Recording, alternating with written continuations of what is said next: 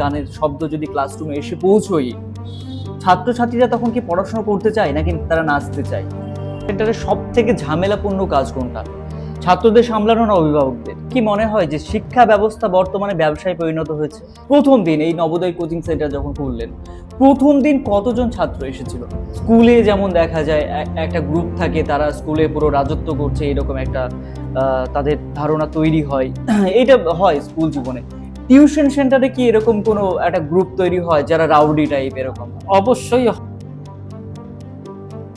বর্তমান সময়ে তো এতগুলো স্কুল রয়েছে, তারা সবাই স্কুলে পড়াশোনা করছেন, সেখানে শিক্ষকরা রয়েছেন, তারা পড়াচ্ছেন, তারপরেও টিউশনের প্রয়োজন কেন পড়ছে?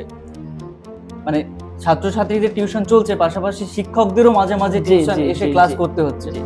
একজন শিক্ষক কি করে পড়ালো, ওদের গাইডলাইন দেওয়া হয়, পাশাপাশি এখানে শিক্ষকদেরও গাইডলাইন দেওয়া হয়, যার ফলে আমাদের সবকিছু একটা প্ল্যান মাফিক কিন্তু এখানকার শিক্ষকরা ছাত্রদের পড়ান। কোয়ালিটি অনুযায়ী আমরা ভাগ ভাগ করে আমরা ছাত্রদের গাইড করি। কিরকম ভাগ, যে সমস্ত ছাত্রছাত্রীরা এ ক্যাটাগরির, তাদেরকে এ ক্যাটাগরির মতো আমরা পরিষেবাটা দিই। যারা মিডিয়াম বা যারা মাঝারি টাইপের, তাদের গাইডলাইন তাদের মতো। যারা পিছিয়ে পড়ে একদম কিছুই জানে না, তাদেরকে একদম প্রাইমারি লেভেল থেকে তাদেরকে একটু শিখিয়ে সামনের দিকে এগিয়ে নিয়ে যাওয়ার চেষ্টা করি। এখান থেকে ছাত্রছাত্রীরা হীনমন্যতায় চলে যেতে পারে, তো যে আমাদেরকে আমরা খারাপ ছাত্র, এই মনোভাব।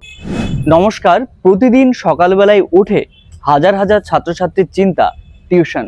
এই টিউশন কিভাবে যাব, সকালবেলায় রেডি হতে হবে, ঘুম থেকে উঠতে হবে, এই চিন্তা সমস্ত ছাত্রছাত্রী মনে উদয় হয়। যারা এই টিউশনে যেতে পারেন না, যারা বড় হয়ে গেছেন, তারাও এই জীবনে ফিরে যাওয়ার চিন্তা করেন। আমরা আজকে এসেছি এমন এক টিউশনের সঙ্গে কথা বলতে, যে যারা শুধু ছাত্রছাত্রীদের তৈরি করে না, ছাত্রছাত্রীদের পড়াশোনার দিক খেয়াল রাখে না, যারা খেয়াল রাখে কিভাবে ছাত্রছাত্রীরা ভবিষ্যতে তৈরি হবে।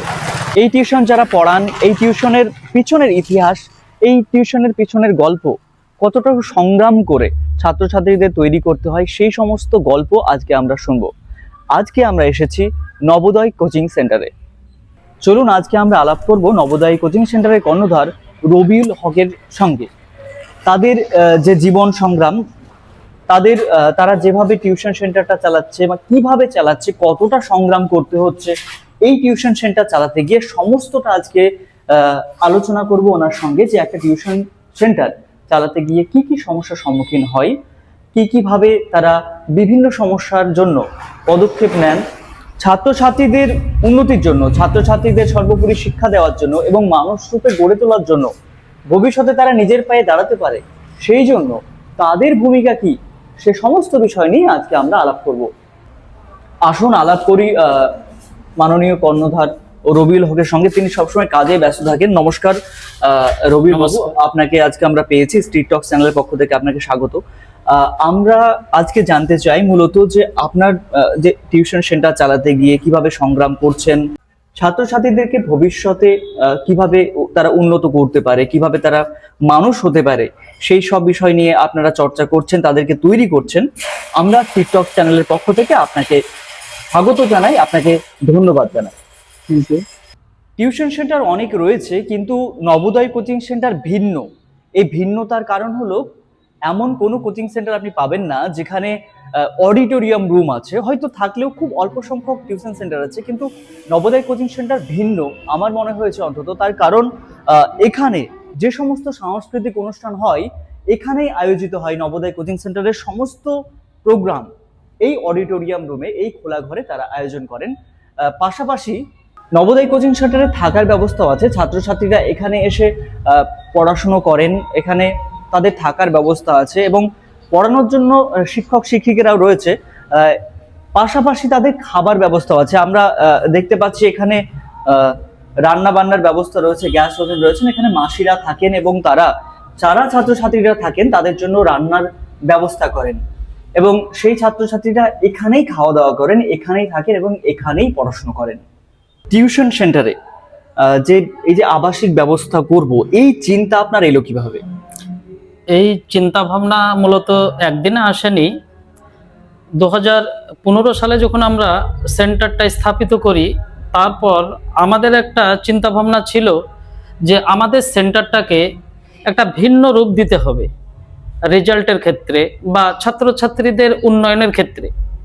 তো আমরা এই আবাসিক ছাড়াই আমরা ছাত্রদের খুব পজিটিভভাবে কাছে গিয়ে তাদের গাইড আমরা শুরু করি।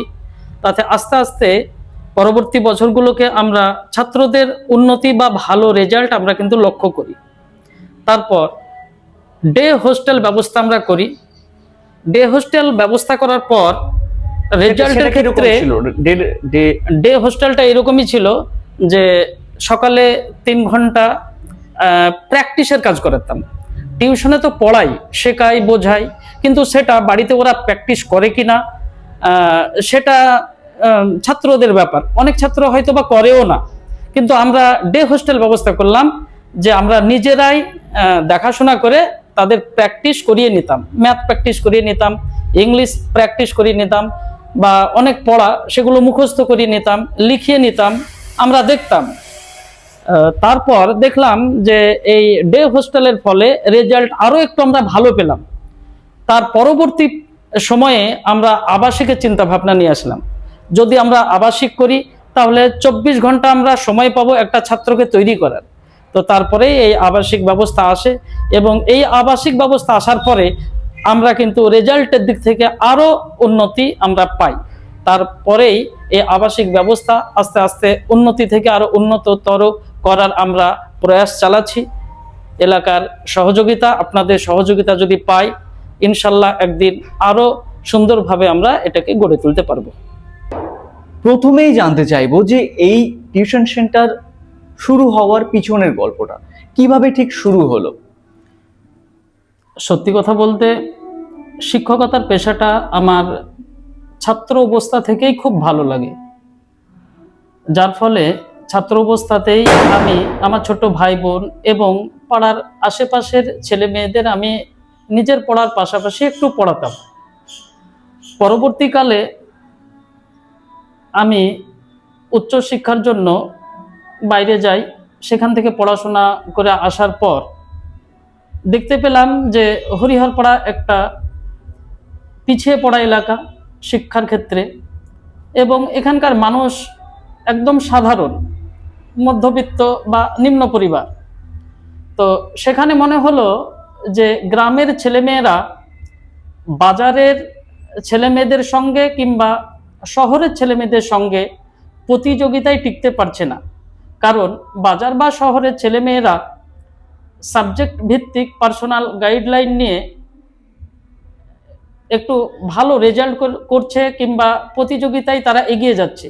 তো আমার মনে হলো স্বল্প খরচে যদি এক ছাদের তলায় আমরা সাবজেক্ট ভিত্তিক শিক্ষক দিয়ে গ্রামের মেধাবী ছাত্রছাত্রীদের যদি শিক্ষা দেওয়া হয়, তাহলে পারে এরাও হয়তো বাজার বা শহরের মতো ছাত্রদের সঙ্গে প্রতিযোগিতায় টিকতে পারবে। তো মূলত আমাদের গ্রামের বা প্রত্যন্ত এলাকার ছাত্রছাত্রীরা যাতে প্রতিযোগিতায় টিকতে পারে, আমাদের হরিহরপাড়ার শিক্ষার ক্ষেত্রে মানটা যাতে উন্নত হতে পারে, এটা মাথায় রেখেই এই নবোদয় কোচিং সেন্টারের সূচনা। এই যে এই মুহূর্তে আমরা শুনতে পাচ্ছি যে বাইরে গান হচ্ছে, সেই গানের শব্দ এখানে এসে পৌঁছচ্ছে, তা ক্লাস যখন চলে, যদি এখন না হয় পুজোর মরশুম, পুজোর জন্য টিউশনও বন্ধ আছে, যদি অন্য কোনো সময় হঠাৎ করে কোনো গান বাজনা এইভাবে বেজে ওঠে, গানের শব্দ যদি ক্লাসরুমে এসে পৌঁছই, ছাত্রছাত্রীরা তখন কি পড়াশোনা করতে চায় নাকি তারা নাচতে চায়? সত্যি কথা বলতে ছাত্রছাত্রীরা তো একটু আনন্দ বা নাচতে পছন্দ করে, কিন্তু আমাদের এই নবোদয় কোচিং সেন্টারে ছাত্রদের এমন প্রশিক্ষণ দেওয়া হয় বা এমনভাবে ছাত্রদের গাইড করা হয় যে সত্যি কথা বলতে বাইরে মনোযোগটা খুব কম থাকে। পড়াশোনার সময় তারা মনোযোগ অবশ্যই দেয় এবং পরিবেশটা ঠিকই রাখে ছাত্রছাত্রীরা এখানকার। আচ্ছা আচ্ছা, আপনি যখন টিউশন সেন্টার খোলেন তখন প্রথম দিন এই নবোদয় কোচিং সেন্টার যখন খুললেন, প্রথম দিন কতজন ছাত্র এসেছিল? এই কোচিং সেন্টার যখন একদম প্রথম খুলি মাত্র 15 জন ছাত্র ছিল, আর সেটা বর্তমানে প্রায় 400। আচ্ছা, এই যে নামটা তৈরি করা, এই নবোদয় নাম, এর পেছনে মানে এই যে নামটা সিলেক্ট করা, এটা কিভাবে হলো? সেন্টার যখন করার চিন্তা ভাবনা মাথায় আসলো, তখন বেশ কিছু নাম আমরা সামনে নিয়ে আসলাম, কোন নামটা রাখা যায়। হুম। তারপর আমি আমাদের হরিহরপাড়া হাই স্কুলের প্রধান শিক্ষক স্বপন কুমার শাসমল মহাশয়ের সঙ্গে এ বিষয়ে আলোচনা করি। স্যার এই নবোদয় নামটি সিলেক্ট করে দেন, যেটা আমারও খুব পছন্দের নাম ছিল। সেখান থেকেই এই সেন্টারের নাম নবোদয় কোচিং সেন্টার রাখি। আচ্ছা, সেন্টার খোলার পরে প্রথম দিকে কি কি সমস্যার মুখোমুখি আপনাকে পড়তে হয়েছে? সেন্টার খোলার পর প্রথম দিকে অনেক সমস্যার সম্মুখীন হতে হয়েছিল। যেমন কোচিং সেন্টারের চিন্তা ভাবনা বিশেষ করে হরিহরপাড়াতে ছিল না। পার্সোনাল টিউশন হরিহরপাড়ায় চলতো, সেখানে অনেক ভালো ভালো স্যাররা পড়াতেন। তো সেই জায়গাতে কোচিং সেন্টার মানে গড়ে তোলা সত্যিই খুব টাফ ছিল। তো প্রথমে আমাকে বাড়ি বাড়ি গিয়ে গ্রামে ঘুরতে হয়েছে, বোঝাতে হয়েছে। তারপর একটা দুটো করে ছাত্র আস্তে আস্তে কিছু ছাত্র যখন হলো, তখন তাদের ভালো গাইডলাইন দিয়ে স্কুলে ভালো তাদের ফলাফল আমরা দেখাতে পারলাম। তার উপর ভিত্তি করে পরবর্তীতে কিছু ছাত্র ছাত্রী বাড়লো। তো এইভাবেই বাড়তে বাড়তে আজকে প্রায় 400 কাছাকাছি ছাত্র আমাদের হয়ে গেছে। যখন শিক্ষার্থীরা আসে তাদেরকে যখন আপনি ভর্তি করেন, তো সেটা কিভাবে ভর্তি করেন আপনি? মানে সেখানে কি পরীক্ষা নেওয়া হয় নাকি বা কোনো মান যাচাইয়ের কোনো পদ্ধতি আছে? অবশ্যই আর 5টা টিউশন সেন্টারের মতো নবোদয় কোচিং সেন্টার না, একটু ভিন্ন। এখানে ভর্তির বিষয়ে অবশ্যই তাদের স্কুলের ফাইনাল যে রেজাল্ট, সেই রেজাল্টটা কিন্তু আমরা দেখতে চাই। এবং ভর্তির সময় আমাদের সেন্টার থেকে একটা ফর্ম দেওয়া হয়, সেই ফর্মটা ফিল আপ করতে হয়। সঙ্গে কিন্তু আমরা রেজাল্টটা মাস্ট আমরা চাই। রেজাল্টের ভিত্তিতে আমাদের সেন্টারে তাদের রোল কল বা পজিশনটা আমরা করি, এবং ছাত্রছাত্রী কোয়ালিটি অনুযায়ী আমরা ভাগ ভাগ করে আমরা ছাত্রদের গাইড দিই। কিরকম ভাগ? যে সমস্ত ছাত্রছাত্রীরা এ ক্যাটাগরির, তাদেরকে এ ক্যাটাগরির মতো আমরা পরিষেবাটা দিই। যারা মিডিয়াম বা যারা মাঝারি টাইপের, তাদের গাইডলাইন তাদের মতো। যারা পিছিয়ে পড়ায় একদম কিছুই জানে না, তাদেরকে একদম প্রাইমারি লেভেল থেকে তাদেরকে একটু শিখিয়ে সামনের দিকে এগিয়ে নিয়ে যাওয়ার চেষ্টা করি। এখান থেকে ছাত্রছাত্রীরা হীনমন্যতায় চলে যেতে পারে, তো যে আমরা খারাপ ছাত্র, এই মনোভাব তো তৈরি হতে পারে। অ্যাকচুয়ালি সেটা তৈরি হওয়ার সুযোগ দিই না, সেই জন্য প্ল্যান আছে অবশ্য। ব্যাচে একসঙ্গেই পড়াই, এটা পার্সোনাল ভাবে অন্য টাইমে গাইড করি, গার্জেনের সঙ্গে কথা বলি। ব্যাচের সময় সবার সঙ্গে পড়াই, যাতে ওরা হীনমন্যতায় না ভোগে। অবসর সময়ে বা অন্য সময়ে গার্জেনদের সঙ্গে কথা বলে একটা সময় বের করে তাদেরকে প্রাইমারির যে বিষয়গুলো সেগুলো শিখিয়ে তাদেরকে একটা স্বাভাবিক জায়গাতে নিয়ে আসার আমরা চেষ্টা করি। আচ্ছা, এই যে পড়ানোর পদ্ধতিতে আর যে সেন্টারগুলো রয়েছে বা অন্যান্য শিক্ষা প্রতিষ্ঠান রয়েছে, তাদের থেকে আপনাদের আলাদা কি? তাদের থেকে আমাদের আলাদা, যেমন বিশেষ করে সাবজেক্ট ভিত্তিক আমাদের টিচার আছে। বাংলার শিক্ষক বাংলা ক্লাসই নেবেন, অন্য ক্লাস নেবেন না। ইংলিশের একজন শিক্ষক ইংলিশ ক্লাসই নেবেন, অন্য ক্লাস নেবেন না। এক কথায় একদম সাবজেক্ট ভিত্তিক আমাদের এখানে ক্লাস চলে। এবং এখানকার প্রত্যেকটা স্যারদের প্রতি মাসে একটা করে মিটিং, তারপর পড়ানোর যে ছাত্রদের কিভাবে পড়াতে হবে সে বিষয়ে আমাদের কিন্তু একটু গাইডলাইন দেওয়া হয় শিক্ষকদের। যেমন ছাত্রদের গাইডলাইন দেওয়া হয়, পাশাপাশি এখানে শিক্ষকদেরও গাইডলাইন দেওয়া হয়, যার ফলে আমাদের সবকিছু একটা প্ল্যান মাফিক কিন্তু এখানকার শিক্ষকরা ছাত্রদের পড়ান। ফলে ছাত্রদের অনেক সুবিধা হয় শিখতে বুঝতে, বা ছাত্ররা এগিয়ে যেতে অনেক এই ব্যবস্থা আমাদের। মানে শিক্ষকদেরও টিউশন চলে এখানে? জি জি, মানে ছাত্রছাত্রীদের টিউশন চলছে, পাশাপাশি শিক্ষকদেরও মাঝে মাঝে টিউশন এসে ক্লাস করতে হচ্ছে।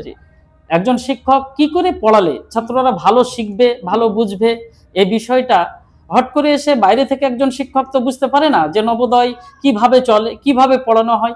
সেক্ষেত্রে শিক্ষকদেরও কিন্তু ট্রেনিং এর ব্যবস্থা আছে। আজকের দিনে যেভাবে সোশ্যাল মিডিয়া গজে উঠছে, সেই সময়ে আপনারা কি পড়াশোনার জন্য কোনো অনলাইন মাধ্যমের ব্যবস্থা করেন, নাকি শুধুমাত্র আপনারা প্রথাগত শিক্ষা ব্যবস্থার মাধ্যমেই আপনারা এগোচ্ছেন? আম, আমরা প্রথাগত শিক্ষা ব্যবস্থা খুব গুরুত্ব সহকারে করি, তার পাশাপাশি অনলাইনের ব্যবস্থাও আমরা রাখি। যেমন লকডাউনের সময় আমরা অনলাইনের ব্যবস্থা আমরা রেখেছিলাম, এবং পাশাপাশি আমরা শিক্ষা ব্যবস্থাকে প্রথাগত শিক্ষার বাইরে বেরিয়ে আরও কিছু শেখানো যায় কিনা সে বিষয়ে আমরা ভাবছি, এবং সে বিষয়ে আমরা পদক্ষেপ নিচ্ছি। আচ্ছা, এই বর্তমান সময়ে তো এতগুলো স্কুল রয়েছে, তারা সবাই স্কুলে পড়াশোনা করছেন, সেখানে শিক্ষকরা রয়েছেন, তারা পড়াচ্ছেন, তারপরেও টিউশনের প্রয়োজন কেন পড়ছে? সত্যি কথা বলতে টিউশনের প্রয়োজন এই জন্যই পড়ছে যে সরকারি ছুটিটা একটু বেশি পরিমাণে হয়ে যাচ্ছে, সেখানে সিলেবাস সঠিকভাবে কমপ্লিট করা সম্ভব হয়ে উঠছে না। যদিও স্কুলের শিক্ষকরা খুব ভালো পড়ান এবং তাদের দায়িত্ব থাকে, তারপরেও সরকারি ছুটি বেশি হওয়ার জন্য সিলেবাস গুছিয়ে পড়াতে পারছে না, ফলে একটা ছেলে বা মেয়ের অনেক ঘাটতি থেকে যাচ্ছে। তো মূলত সেই জন্যই এই পার্সোনাল টিউশনের প্রয়োজন মনে হচ্ছে একটা ছাত্রর সিলেবাসটাকে গুছিয়ে এবং ভালোভাবে পড়ার জন্য। আচ্ছা আচ্ছা, এখানে টিউশন সেন্টারে যে শিক্ষকরা রয়েছেন তারা কি নিয়মিত আসেন, নাকি তাদের জন্য টিউশন দরকার? তারা কি লেট করেন? ছাত্রছাত্রীরা যেমন দেরি করে আসেন, শিক্ষকরা কি এরকম দেরি করে আসেন? জি না, আমাদের নবোদয় কোচিং সেন্টারে এরকমটা হয় না। আমি এবং আমার শিক্ষক শিক্ষিকারা সকলে আমরা টাইমটা খুব মেনে চলি বা গুরুত্ব দিই এই টাইমের বিষয়টাকে। আচ্ছা, টিউশন সেন্টারে সব থেকে ঝামেলাপূর্ণ কাজ কোনটা? ছাত্রদের সামলানো না অভিভাবকদের? সত্যি কথা বলতে ছাত্র সামলানো তো একটা ঝামেলা আছেই, বর্তমান যুগে যেন অভিভাবক সামলানোই একটু বেশি ঝামেলার বিষয় হয়ে পড়েছে। কেন?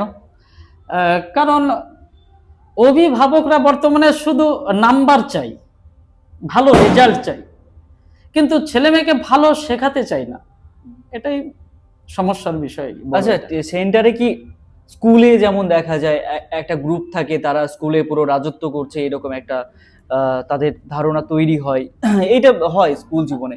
টিউশন সেন্টারে কি এরকম কোনো একটা গ্রুপ তৈরি হয় যারা রাউডি টাইপ এরকম? অবশ্যই হয়, কিন্তু নবোদয় সেটা কঠোরভাবে সেটা সমাধান করে, একদম গ্রুপিং এখানে করতে দেওয়া হয় না। যদি আমরা দেখি কিছুজন ছাত্র একটা গ্রুপিং করছে, দিয়ে পড়ার ডিস্টার্ব করছে বা ডিস্টার্বের দিকে এগোচ্ছে, তাহলে সেটা আমরা কঠোরভাবে দমন করি। এক কথায় আমাদের সেন্টার সব সময় এই যে গ্রুপিং মুক্ত আমরা রাখতে চাই, কারণ গ্রুপিং খুব ভয়ঙ্কর একটা ক্ষতিকর বিষয়, সেটা কিন্তু আমরা বুঝি এবং এখানকার শিক্ষককে আমরা সেটা বোঝাই। আপনার কি মনে হয় যে শিক্ষা ব্যবস্থা বর্তমানে ব্যবসায় পরিণত হয়েছে? অবশ্যই একদিকে তাই, শিক্ষা ব্যবস্থা ব্যবসায় পরিণত হয়েছে। সেটা যদি আমি ভালোভাবে দেখতে যাই, আমরা দেখতে পাবো বিভিন্ন পাবলিক যে স্কুলগুলো আছে সেখানে ছাত্রদের ভরি ভরি নাম্বার দেওয়া হচ্ছে গার্জেনদেরকে সন্তুষ্ট করার জন্য। আসলে কিন্তু সেই ছাত্র সেই মেধা নেই তার, কিন্তু তাকে নাম্বার দেওয়া হচ্ছে ছাত্রকে গার্জেনকে সন্তুষ্ট করার জন্য। আসলে একরকম ব্যবসাতেই পরিণত হয়েছে। আচ্ছা, আপনার এই টিউশন জীবনে এই যাবৎ আপনার সব থেকে মজার অভিজ্ঞতা কোনটা? সব থেকে আমার মজার অভিজ্ঞতা হলো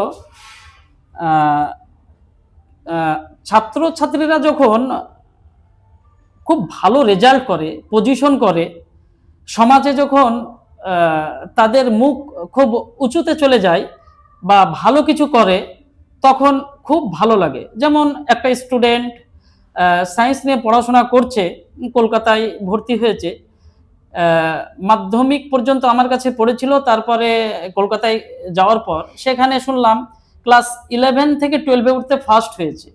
তখন সত্যিই খুব ভালো লাগলো। এইভাবে আমাদের সেন্টার থেকে পড়াশোনা করে নিটের জন্য প্রায় 7-8 জন ছাত্র বর্তমানে একটু খাটছে, তো এটাও খুব ভালো লাগে। তাছাড়া গার্জেনদের সঙ্গে আমরা খোলামেলা আলোচনা করতে পারি, গার্জেনরা অনেক সময় আমাদেরকে উৎসাহ দেয়, আমাদের পাশে থাকে, তখনও ভালো লাগে।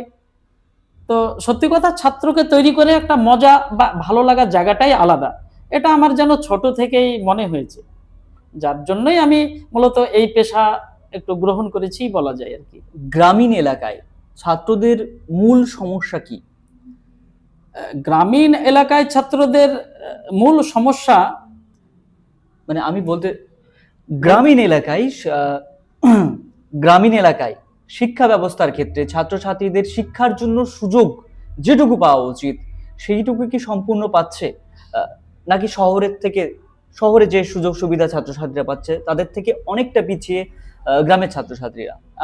আমাদের গ্রাম্য এলাকায় সুযোগ সুবিধা শহরের থেকে অনেকটাই কম বলা যায়, অনেকটাই কম। তো সেই কমের ঘাটতি পূরণ করার জন্যই মূলত নবোদয় কোচিং সেন্টার হরিহরপাড়ার বুকে কিন্তু তৈরি হয়েছে বা প্রতিষ্ঠানটার রূপ দেওয়া হয়েছে। গ্রামের ছাত্রছাত্রীরা সাবজেক্ট ভিত্তিক যে টিউশন বা গাইডলাইন সেটা কিন্তু সাধারণত পায় না, কারণ এখানকার বাবা মা একটু মধ্যবিত্ত পরিবারের, ফলে সাবজেক্ট ভিত্তিক টিচার দিয়ে তাদের গাইড দেওয়া একটা অনেক ব্যয়বহুল ব্যাপার বা অর্থের ব্যাপার, সেক্ষেত্রে কিন্তু সম্ভব হয় না। তো নবোদয় চিন্তা ভাবনা করলো যে একই ছাদের তলায় যদি সমস্ত সাবজেক্টের শিক্ষক নিয়ে এসে গ্রামের পিছিয়ে পড়া ছাত্রদের যদি সঠিক গাইডলাইন দেওয়া হয়, তাহলে এই ছাত্ররাও কিন্তু শহরের মতো সুযোগ সুবিধা পাবে বা শহরের মতো তারা মেধাবী ছাত্র তৈরি হবে। ভবিষ্যৎ পরিকল্পনা কি আপনার নবোদয় কোচিং সেন্টার নিয়ে? নবোদয় কোচিং সেন্টার নিয়ে ভবিষ্যৎ পরিকল্পনা, আমরা বর্তমানে যে জায়গাতে আছি এখান থেকে শিক্ষার যে মান, প্রকৃত মান, সেই মানকে আরো অনেক উন্নত করে। তার পাশাপাশি বর্তমানে শুধুমাত্র আর্টস গ্রুপটা পড়ানো হয়, মাধ্যমিক পর্যন্ত আর্টস সায়েন্স দুটোই হয়, মাধ্যমিকের পর শুধুমাত্র আর্টস পড়ানো হয়। ভবিষ্যৎ পরিকল্পনা আমরা সায়েন্স বিভাগটা চালু করতে পারি কিনা সেটা একটু আমরা ভেবে দেখছি শিক্ষকরা। পরবর্তীতে সায়েন্স বিভাগ চালু করব, এটাও মোটামুটি আমাদের একটা খসড়া তৈরি হয়েছে। তার পাশাপাশি চাকরির বিভিন্ন পরীক্ষার যে কোচিং সেটাও দেওয়ার জন্য আমরা ভাবছি আর কি। নবোদয় কোচিং সেন্টার নিয়ে যদি কোনো সিনেমা হয় আপনি নাম কি রাখবেন? বিভিন্ন পরীক্ষার যে কোচিং সেটাও দেওয়ার জন্য আমরা ভাবছি আর কি। নবোদয় কোচিং সেন্টার নিয়ে যদি কোনো সিনেমা হয় আপনি নাম কি রাখবেন? আমরা সেরকমটা তো এখনো ভাবিনি, তো দেখা যাক পরবর্তীতে কি চিন্তা ভাবনা আসে। বাবু, আপনাকে অসংখ্য ধন্যবাদ। আজকে স্ট্রিট টক চ্যানেলের পক্ষ থেকে আমরা এসেছিলাম আপনার সঙ্গে গ্রামীণ এলাকার শিক্ষা ব্যবস্থা এবং শিক্ষা সহায়ক হয়ে আপনারা কাজ করছেন এই যে গ্রামীণ সমাজের উন্নতি কল্পে। আপনাদেরকে অসংখ্য ধন্যবাদ জানাই, আপনাদেরকে স্ট্রিট টক চ্যানেলের পক্ষ থেকে স্বাগত জানাই। যারা দেখছেন তাদেরকে অসংখ্য ধন্যবাদ। আজকে আমরা এসেছিলাম নবোদয় কোচিং সেন্টারে। নবোদয় কোচিং সেন্টারে এসে আমরা আজকে কথা বললাম রবিউল বাবুর সঙ্গে। এখানকার যে শিক্ষা ব্যবস্থা গ্রামীণ এলাকাকে, যে ছাত্রছাত্রীরা এখনো পিছিয়ে, তাদেরকে উন্নতির শিখরে নিয়ে যাওয়া, তাদের কিভাবে উন্নত হয় সেই ব্যবস্থা তারা করছেন। আমরা স্ট্রিট টক চ্যানেলের পক্ষ থেকে তাদেরকে অনেক অভিনন্দন জানাই। যারা দেখছেন তাদেরকে অসংখ্য ধন্যবাদ। পরবর্তী ভিডিওতে আবার দেখা হচ্ছে। নমস্কার।